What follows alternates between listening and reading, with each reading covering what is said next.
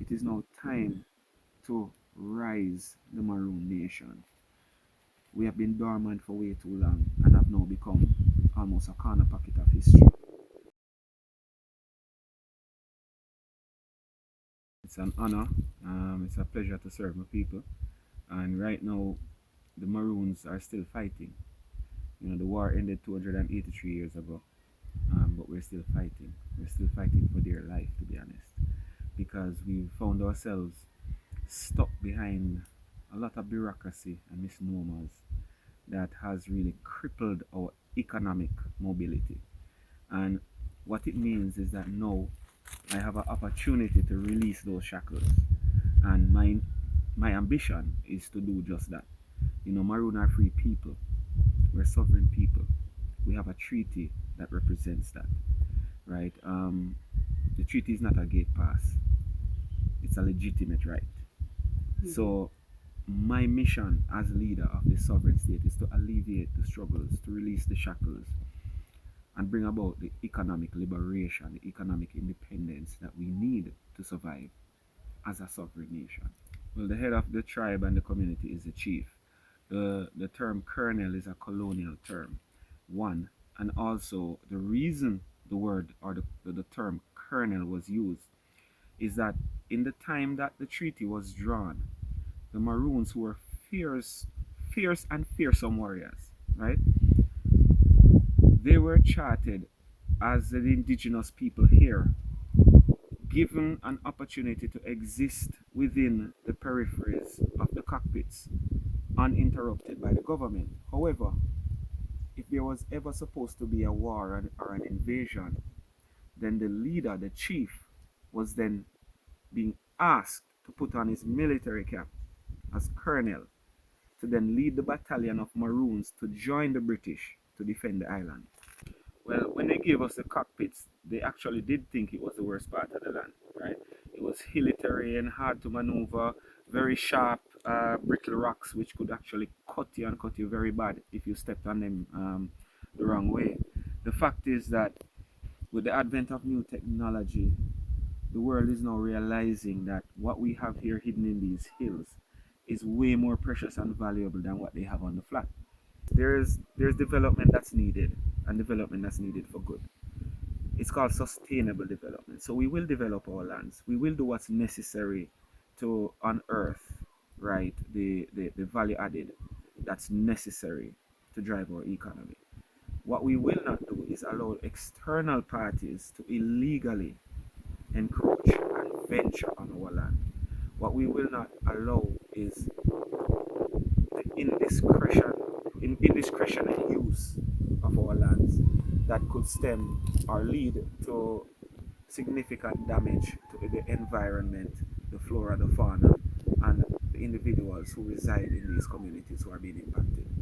Do you believe then that the Maroons sat down for years and allowed this laissez faire attitude to allow other persons to come in and do what they wanted to do?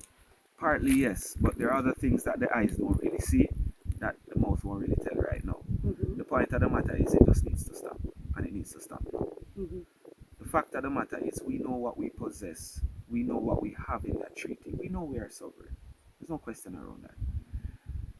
It is now time to reopen the diplomatic engagement that we once had with the government, right? It is now time to live up to the representation that our communities have been looking for.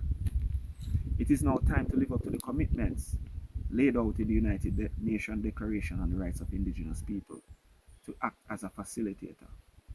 It is now time to rise the Maroon Nation. We have been dormant for way too long and have now become almost a corner pocket of history. We are bigger than that. Our legacy is bigger than that. The perpetuity in nature of our treaty stands as testament that as a people we live on and will continue to live on. As you know, the cockpit is, I'd say there are a lot of endemic species to be found here. One such you might know is the ball moss, which was used by Henry Lowe to create an anti-cancerous treatment. Um, we need to do more in R&D, research and development. We need to know more about our forests, right, and what lays in our land, what lies in our land. Um, at the end of it, when you look at what we've been doing historically in ginger, turmeric, some of those crops which have now become high demand global crops and superfoods, if you want to call it that, where the world can't get enough of it. We haven't done much to really build on that opportunity. We have to now take a serious look at what we have here and start putting our people to work. Um, Turmeric I mentioned earlier, many parts of the world they just can't grow it. What they're finding out about it now and its benefits, the demand for turmeric is so high that currently the supply isn't there to fulfill the demand, right? So that's just one item. We have guinea hen weed. We have so much other local natural herbs and bush and things that we use in our with traditions. Coming up, you get little fever. So you take this. You have a cold, you take that. Talk about ecotourism and whether or not this is an area that you would like to see, even though there's a pandemic, there's hardly any tourism sector at this time.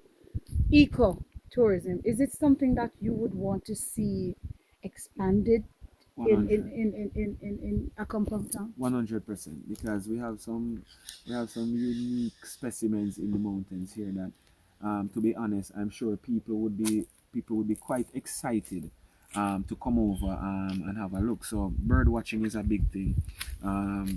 Nature walks and nature tours. We have so many different scenic views in the cockpits here. We need to now invest, look, our drumming, our culture, the dance, the drumming, the bonfire movement. We want to rekindle all these things that brought us together and unified us.